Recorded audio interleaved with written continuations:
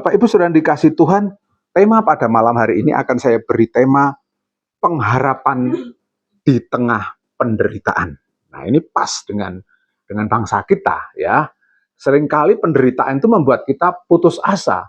Tetapi orang yang di dalam Tuhan, sesusah apapun, semenderita apapun, dia tetap memiliki pengharapan di dalam Tuhan.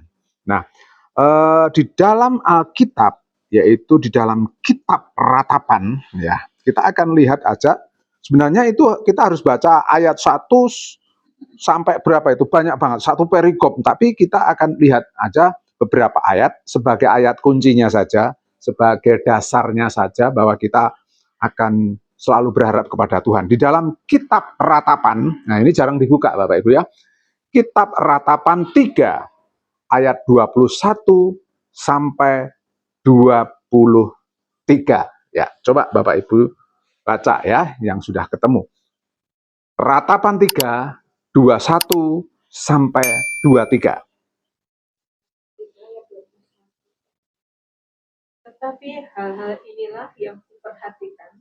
Oleh sebab itu aku akan berharap tak berkesudahan kasih setia Tuhan, tak habis-habis rahmatnya, lalu baru tiap pagi besar kesetiaanmu.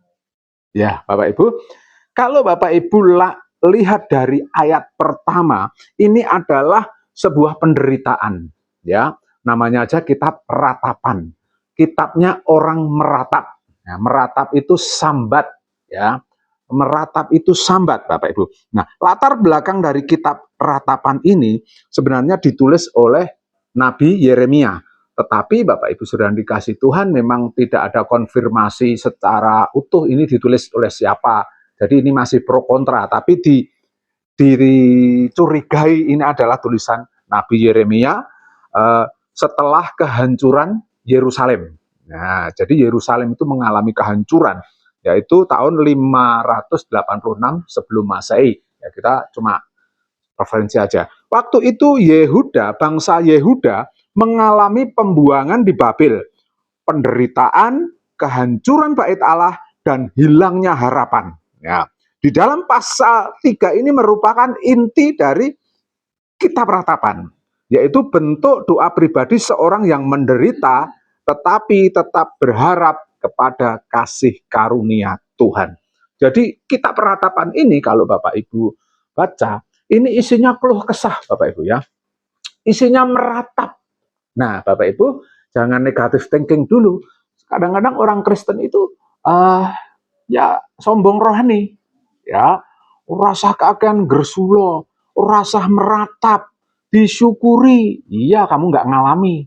Coba kalau kamu mengalami sesuatu yang orang alami, belum tentu kamu bisa. Karena beban saya dengan bebannya Mbak Eti beda.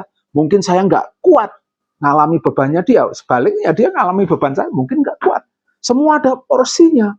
Dan Bapak Ibu Saudara yang dikasih Tuhan, di dalam kitab Ratapan ini mencatat keluh kesah Nabi Yeremia. Nah, Nabi Yeremia itu meratap terus. Tapi Bapak Ibu Saudara yang dikasih Tuhan, kenapa Nabi Yeremia ini meratap? Karena dia melihat sebuah penderitaan yang luar biasa. Nah, Bapak Ibu Saudara yang dikasih Tuhan, bersyukur kalau kita masih meratap kepada Tuhan. Ya, kadang-kadang kita protes sama Tuhan. Pernah nggak protes sama Tuhan? Sering. Kadang-kadang, Tuhan, kenapa ini terjadi? Kenapa aku harus seperti ini, Tuhan? Kan aku sudah melakukan yang kau mau. Kadang-kadang kita merasa nggak bersalah ya, atau kita lupa bahwa kita punya dosa gitu ya. Tetapi kadang-kadang itu yang kita rasakan. Sepertinya Allah ini kok tidak adil. Aku wis belajar baik-baik, aku sudah berupaya sebaik mungkin, masih aja Tuhan izinkan apa penderitaan menerpa hidupku. Ini persis seperti keadaan bangsa kerajaan Yehuda atau kota Yerusalem pada waktu itu, waktu dihancurkan, di mana terjadi kesakitan, kelaparan, kegelapan, terus apalagi Bapak Ibu, sakit penyakit, semua penderitaan itu ada. Ya, kelaparan yang paling susah Bapak Ibu ya. Ini terjadi Bapak Ibu waktu itu. Nah, tetapi Bapak Ibu Saudara yang dikasih Tuhan, saya menganjurkan kepada Bapak Ibu, kalau Bapak Ibu sedang menderita, silahkan meratap pada Tuhan. Silakan unek-unek tok kabeh sama Tuhan. Protes ora apa-apa, tapi jangan berbuat dosa, ya. Boleh kok mempertanyakan, Tuhan kenapa ini? Artinya apa? Setelah Bapak Ibu melakukan hal itu, artinya Bapak Ibu masih percaya kepada Tuhan. Setelah kita tidak bisa mengatasi problem kita, satu-satunya yang kita buat meratapkan cuma Tuhan. Disinilah Nabi Yesaya meratap, karena tidak ada seorang pun yang bisa menolong dia. Yang bisa menolong hanya Allah. Allah yang transenden istilahnya, istilah kerennya gitu ya. Transenden, Allah yang sulit dijangkau, Allah yang maha segala-galanya. Hanya itu harapan satu-satunya supaya dia dilepaskan dari segala penderitaan itu. Maka tidak heran kalau Bapak Ibu baca di kitab ratapan isinya keluh kesah. Jadi Bapak Ibu boleh nggak berkeluh kesah? Boleh, asal berkeluh kesah kepada Tuhan. Itu yang paling penting. Kalau sama saudara boleh nggak keluh kesah? Sebenarnya ya boleh, sah-sah saja. Cuma kita harus membatasi, ya.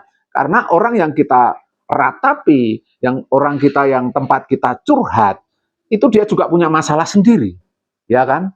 Tapi coba kalau kita meratapnya sama Tuhan, yang nomor satu sama Tuhan, kita beda. Kita justru akan mendapatkan kekuatan yang di luar nalar kita. Tahu-tahu kita bisa melewati itu semua. Waktu saya masih muda, Bapak Ibu, saya itu sering meratap. Orang dipikir saya nggak bisa nangis, ya, karena saking kerasnya hati. Tetapi saya banyak menangis waktu masih muda, karena penderitaan, ya, ekonomi sulit, orang tua bertengkar, sakit berantem, kayak Pak Budi gitu ya. Ya, orang tua saya lebih ngeri dulu. Ibu saya itu kalau sedang mengobati nggak beneran tendang, ya dia sudah pakai tongkat. Tongkat bisa buat mukul. Saya bukan berarti mengutuk ayah saya jelek, tidak. Tetapi karena memang waktu itu dia belum mengenal Tuhan. Ya dia tahu tentang Kristen, tapi hatinya kan belum dijamah Tuhan. Ya kan? Dia ayah saya itu tahu, pinter ngomong juga. Ya, kalau ajak ngomong, debat sama saya itu bisa sampai jam 11 malam hanya karena debat. Tetapi tidak pernah menemukan kesepakatan. Karena semua berpegang pada argumennya masing-masing. Dan ternyata menginjil itu bukan berdebat. Kadang-kadang kita cuma mengungkapkan pendapat, kalau dia ngeyel, bergudul, ya sudah, kita hanya bisa berserah kepada Tuhan. Hatinya belum dijamah Tuhan. Nah, saat itulah saya sering meratap kepada Tuhan. Tidak ada orang yang bisa menolong saya. Siapa sih gitu loh ya bisa nolong saya? Saya juga bisa apa waktu itu? Saya tidak banyak wawasan, kalah pinter, kalah pengalaman gitu. Karena saya masih muda waktu itu. Masih di bawah 30 tahun saya. Di sekitar umur 25 sampai 27 gitu ya. Itu penderitaan saya luar biasa. Karena bapak saya sakit keras. Sampai bapak saya dipanggil Tuhan itu setelah saya punya anak kecil, Claudia. Ya, jadi kalau dia umur 1 tahun baru dipanggil Tuhan. Jadi dari umur 27 sampai umur sekitar 32 kalau nggak salah. Itu berapa tahun? Itu penderitaannya luar biasa. Ngeri Bapak Ibu ya. Koyo wis ora kuat. Tetapi saya punya satu Tuhan yang siap mendengarkan ratapan saya. Jadi Bapak Ibu harus meratap sama Tuhan. Nggak apa-apa. Dibilang cengeng nggak apa-apa, nggak ada yang tahu cuma kita. Coba kalau kita meratap kepada orang lain, diguyu. Orang lebih apa istilahnya? Insecure. Insecure. Ya, itu istilahnya anak sekarang. Insecure daripada berpikir positif.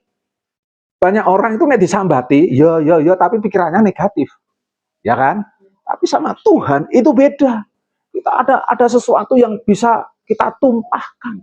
Seperti Nabi Yeremia yang melihat kejadian demi kejadian yang mengerikan sehingga dia terus-menerus meratap kepada Tuhan. Nah, inilah harapan saya, Bapak Ibu punya satu sahabat yang tidak pernah mengecewakan kita. Siapapun pernah mengecewakan kita.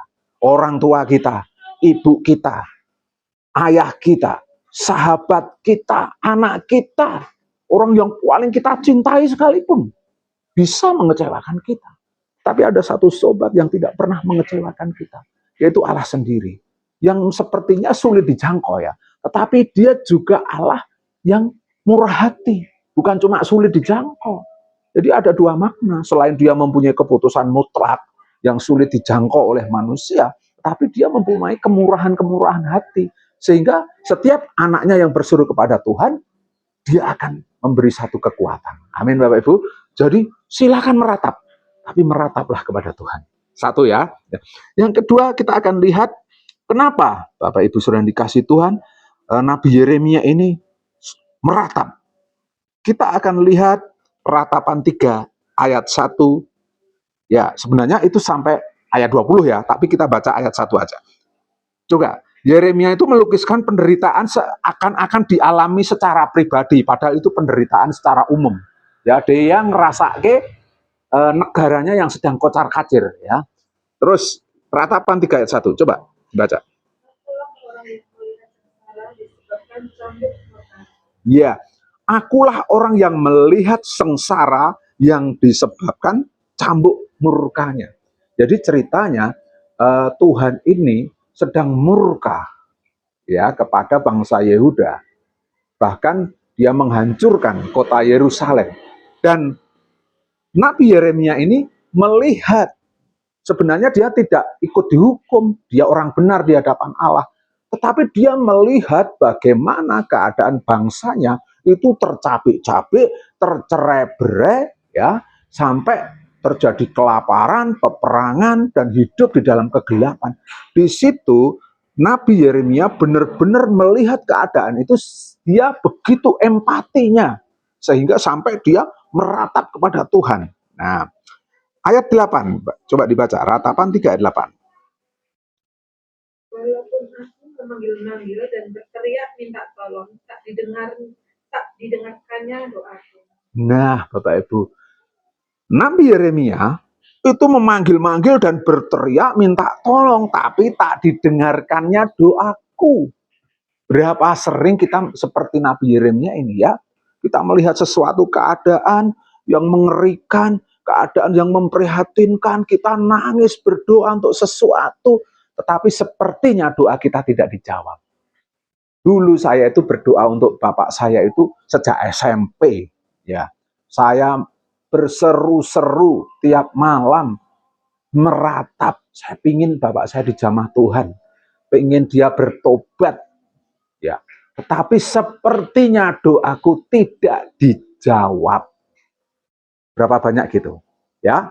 Kita punya anak, kita punya orang tua, kita punya suami, kita punya istri, kita punya anak. Kadang-kadang kita ini berdoa untuk mereka sampai kita nangis, sampai kita meratap, tapi seolah-olah Tuhan nggak jawab.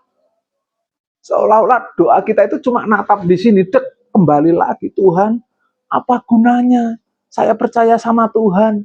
Kalau hidupku kayak gini nggak pernah dijawab oleh Tuhan doanya. Kalau kita protes sama Tuhan gitu boleh nggak? Sebenarnya selama kita tidak mendengarkan, tidak meninggalkan Tuhan, kita nggak salah protes sama Tuhan seperti itu. Tapi jangan tinggalkan Tuhan. Yang berbahaya adalah ketika doa kita tidak terjawab, lalu kita meninggalkan Tuhan.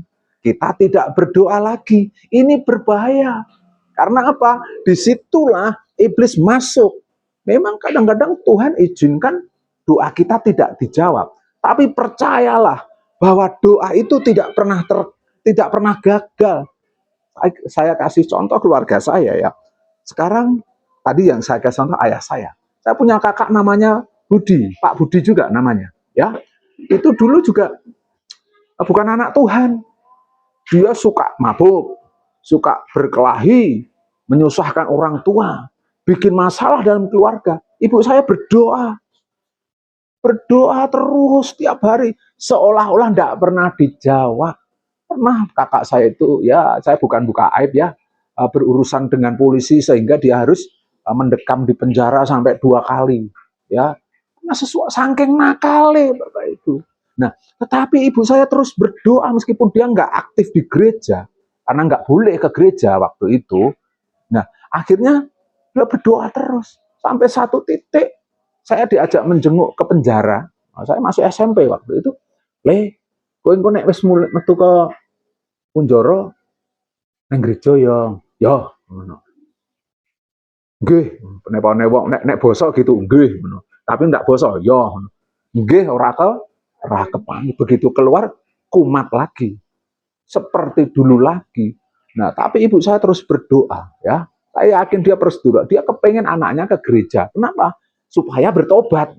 Sesederhana itu. Ya. Tapi ternyata apa Bapak Ibu sudah dikasih? Itu enggak pernah terjadi bertahun-tahun. Tapi tidak pernah bosan dan ibu saya tidak pernah meninggalkan imannya kepada Kristus. Nah, ketika itu terjadi, ibu saya tahun 2012 itu dipanggil Tuhan. Singkat cerita dia sakit 3 hari, nggak lama sakitnya, cuma 3 hari sesek, panggil Tuhan. Masuk di ICU, panggil Tuhan. Nah, setelah dipanggil Tuhan, 1 minggu kemudian, Pak Budi, kakak saya itu datang ke tempat saya, ngomong, Bambang di jero, anak apa? Nah, terus akhirnya metu, ngomong-ngomong delok, aku sok melu nang gereja untuk orang.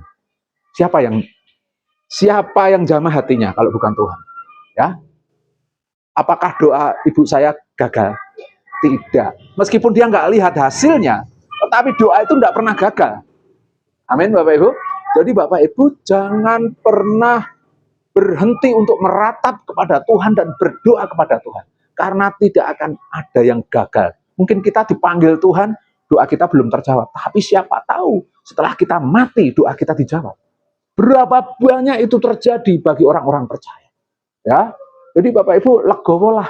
Aku ora nemoni rapopo sing penting ku nek kowe wis tak tinggal, hidupmu baik, mengenal Tuhan. Ada Bapak Ibu, itu sering terjadi kasus-kasus seperti itu. Sepertinya gagal, tetapi ketika dia dipanggil Tuhan, doanya dijawab Tuhan. Banyak. Jadi Bapak Ibu sudah dikasih Tuhan, penderitaan yang luar biasa dialami oleh Nabi Yeremia dan bangsanya ini sebagai gambaran kehidupan kita. Ketika kita benar-benar berseru kepada Tuhan, Tuhan pasti menjawab kita. Memang waktunya bukan waktu kita, tapi waktu Tuhan. Ya, jadi pelajaran yang kita petik dalam Nabi Yeremia ini adalah dalam penderitaan manusia sering merasa ditinggalkan. Ya, kita sering merasa ditinggalkan. Tetapi penderitaan itu bukan akhir segalanya. Karena segala sesuatu pasti ada endingnya. Kalau hari ini lulus, besok ada ujian baru lagi. Jangan disangka ujian Mbak Eti, kalau ini sudah selesai, ya tidak ada ujian lagi. Terus sampai kita mati ada ujian terus. Ya, karena Tuhan mau kita hidup sempurna di dalam Tuhan. Jadi waktu kita dalam ujian, ya udahlah, jalani aja. Ini seizin Tuhan. Amin, Bapak Ibu. Terus bagian yang ketiga. Sekarang kita akan melihat titik balik kasih setia Tuhan, yaitu di dalam Ratapan. Ya, kita masih di ayat itu ya, Bapak Ibu ya. Ratapan 3, ayatnya 22. Coba. Tadi sudah kita baca ya. Ratapan 3 ayat 22. Tak berkesudahan kasih setia Tuhan, tak habis-habisnya rahmatnya. Ya. Jadi Bapak Ibu sudah dikasih Tuhan, meskipun hidup kita menderita, tetapi kita harus melihat satu cercah harapan yang Tuhan janjikan kepada kita. Tak berkesudahan, kasih setia Tuhan, tak habis-habisnya rahmatnya. Bisa nggak mulut kita mengakui ini semua? Kadang kalau dalam pencobaan yang sangat berat, kita susah ngomong kayak gini. Tetapi Nabi Yeremia bisa melihat itu.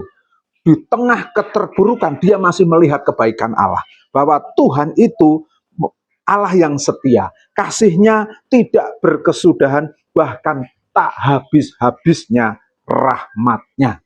Rahmat itu pemeliharaan Tuhan, anugerah, dan lain sebagainya. Seringkali kita merasa terpuruk dan tidak bisa apa-apa. Tapi tetap aja ditolong Tuhan. Ya Pak ya. Ekonomi, ini paling sering ya, tahun 2025 ini banyak problem ekonomi. Bukan cuma saudara, ya banyak, dinayu banyak. Semua kalau ketemu, sambatnya ekonomi. Dan ternyata ini global, Bapak Ibu ya. Proyek-proyek ya sepi, Ibu ya. Semua sepi. Bos-bos itu ngeluh. Nek iso karyawannya ditekan meneh. Lah, bos iso nekan bawahan nekan siapa? Ya, nggak bisa lagi. Tambah sengsara kan? Artinya tidak ada orang yang tidak mengalami dampak buruknya ini, Bapak Ibu. Tetapi Bapak Ibu, di sini Tuhan, di sini Yeremia bisa melihat bahwa Allah ini setia. Ini pernyataan iman. Ya, semua ada akhirnya. Memang ada jalan turun, tetapi Tuhan sedang membawa kita naik. Jadi dalam rangka naik, ya, mungkin kejeglong-kejeglong. Ya itulah dinamika manusia hidup ya. Tetapi Bapak Ibu Saudara dikasih Tuhan, kita harus tetap memiliki satu iman bahwa kasih setia Tuhan itu ada dan selalu baik kepada kita. Amin Bapak Ibu. Nah, ketika kita mengaku hal tersebut, harapan itu akan muncul di dalam hati kita. Tetapi kalau kita hanya berpikir negatif tentang Tuhan, berpikir negatif tentang apa yang terjadi di sekitar kita, kita tidak akan pernah melihat kebaikan Tuhan. Kita tidak akan sabar. Bahaya lagi kalau kita menjadi orang yang tawar hati. Tawar hati itu sudah tidak percaya lagi. Wes percuma aku percaya karo Tuhan. Cobaanku cek oke, ya. Ya mujur ngalor, mujur mulon sekarang, ya. Pindah. Tapi ketika pindah, kita pun juga akan mengalami hal yang sama, ya. Sama saja. Mereka juga mengalami pencobaan dan pergumulan, bahkan mungkin lebih ngeri lagi, Bapak Ibu Saudara dikasih Tuhan. Nah, tetapi ketika kita memiliki mindset bahwa kasih setia Allah itu tak berkesudahan, selalu baru setiap pagi, pasti mujizat Allah akan terjadi. Pertolongan Allah pasti akan terjadi. Saya itu banyak Bapak Ibu ya, mengalami hal itu dan diizinkan sampai ini Tuhan. Hidup saya ini karena kasih karunia Allah. Saya tidak mau istilahnya pamer rekoso. Ya, tetapi benar-benar saya melihat ketika saya terpuruk, ketika saya tidak punya apa-apa, Tuhan tuh selalu buat mujizatnya tiap hari. Tiap hari. Nggak ada alasan gitu untuk takut lagi ya. Maju terus di dalam Tuhan. Jadi pelajaran yang kita petik saat ini adalah pengharapan yang sejati akan ditemukan ketika kita mengakui bahwa Allah itu setia. Amin. Allah itu setia, nggih. Terus yang keempat. Yang keempat, terimalah didikan Tuhan. Nah, ayat 27, ratapan 27, ya dibaca dulu, ratapan 3 ayat 27. Adalah baik bagi seorang pria memikul kuk pada masa mudanya. Ya, adalah baik bagi seorang pria memikul kuk pada masa mudanya. Ini gambarannya adalah seorang muda ya. Tetapi ini bisa kita aplikasikan adalah baik ketika kita masih kuat menanggung kuk itu. Ya, kita di sini masih kuat semua ya, meskipun sudah tua ya, sudah senior, sudah sepuh, tapi masih diberi kekuatan. Berarti masih diberi tanggung jawab untuk menanggung kuk itu. Adalah baik bagi seorang pria memikul kuk pada masa mudanya. Ya, jadi Bapak Ibu Saudara dikasih Tuhan, ayat ini berlaku bagi kita semua bahwa semua kuk yang diberikan Tuhan itu adalah didikan Tuhan. Kuk itu apa sih Bapak Ibu? Apa ayo? Kuk itu beban. Ya, beban itu kalau Bapak Ibu sapi mau ngeluku di sekarang udah pakai sapi ya, pakai traktor ya. Nah, itu ada itu loh kayu yang dikalong gitu loh. Kuk itu kayak gitu Bapak Ibu ya. Itu beban yang ditaruh Tuhan di dalam hidup kita. Adalah baik ketika kamu masih menerima kuk itu. Artinya kamu tuh masih kuat. Ya, jangan pernah mengeluh kepada manusia. Rata boleh. Mengeluh Tuhan, aku nggak mau terima ini, aku mau tinggalkan Tuhan. Itu bahaya Bapak Ibu ya. Ya, kalau kita nggak kuat, meratap aja sama Tuhan. Wong kita peratapan ada. Tuhan, aku hampir nggak kuat Tuhan. Tolong Tuhan, beri kekuatanku Tuhan. Tuhan, mau saya lepaskan ini Tuhan. Silahkan ngomong sama Tuhan. Tapi jangan berbuat dosa. Jangan kurang ajar, jangan menghujat Tuhan. Banyak orang meratap kepada Tuhan, akhirnya dia menghujat Tuhan. Akhirnya dia meninggalkan Tuhan. Ini yang bahaya. Silahkan meratap kepada Tuhan, mengeluh kepada Tuhan, tetapi jangan pernah tinggalkan Tuhan. Tapi taruhlah harapanmu kepada pertolongan Tuhan. Amin Bapak Ibu. Ya, jadi yang keempat ini penderitaan itu sebenarnya adalah didikan Tuhan. Jadi kita harus menerimanya. Yang terakhir, mintalah doa pemulihan. Ya, mintalah doa pemulihan. Ayat 40. Coba baca Mbak Eti. Marilah kita menyelidiki dan memeriksa hidup kita dan berpaling kepada Tuhan. Ya, marilah kita menyelidiki dan memeriksa hidup kita dan berpaling kembali kepada Tuhan. Nah, jadi dengan berdoa seperti ini, kita itu introspeksi, ya. Mungkin saya masih banyak dosa. Karena firman Tuhan mengatakan yang membuat dia menyembunyikan diri adalah segala dosamu. Jadi dosa apapun, sekecil apapun harus diakui di hadapan Tuhan. Ya, jadi kita harus introspeksi, menyelidiki. Marilah kita menyelidiki dan memeriksa hidup kita. Mau nggak kita memeriksa hidup kita? Lakukan. Kita harus memeriksa hidup kita. Mungkin banyak hal yang Tuhan tidak berkenan dalam hidup kita. Kita rubah. Kita harus berusaha. Berusaha. Mungkin kita jatuh bangun, nggak apa-apa, ya. Karena itu proses, ya. Ibaratkan orang naik sepeda, dia belajar kan kadang jatuh, kadang enggak, kadang jatuh. Lama-lama kita bisa melakukan kehendak Tuhan. Jadi kita harus menyelidiki dan memeriksa hidup kita dan berpaling kembali kepada Tuhan. Berpaling itu bagaimana, Bapak? Berpaling itu menghadap, ya. Kalau saya begini berarti saya berpaling kepada anak saya. Kalau saya begini saya berarti berpaling. Jadi saya itu menghadap, ya. Menghadap kembali kepada Tuhan. Fokus kepada Tuhan. Nah, ini yang harus kita lakukan. Hal itu harus kita katakan kepada Tuhan di dalam doa kita. Doa itu sebenarnya bukan cuma minta, tapi doa itu juga mengintrospeksi diri. Ya, kalau cuma minta, donyone pengen diemperi. Ya, jadi Bapak Ibu saudara dikasih Tuhan, supaya hidup kita dipulihkan, mintalah pemulihan dari Tuhan. Ya, saya kira firman Tuhan tidak kami perpanjang, adalah ini menjadi kekuatan bagi kita semua. Saudara dikasih Tuhan, silahkan Bapak Ibu meratap kepada Tuhan, tetapi jangan pernah tinggalkan Tuhan. Itu aja, nggih.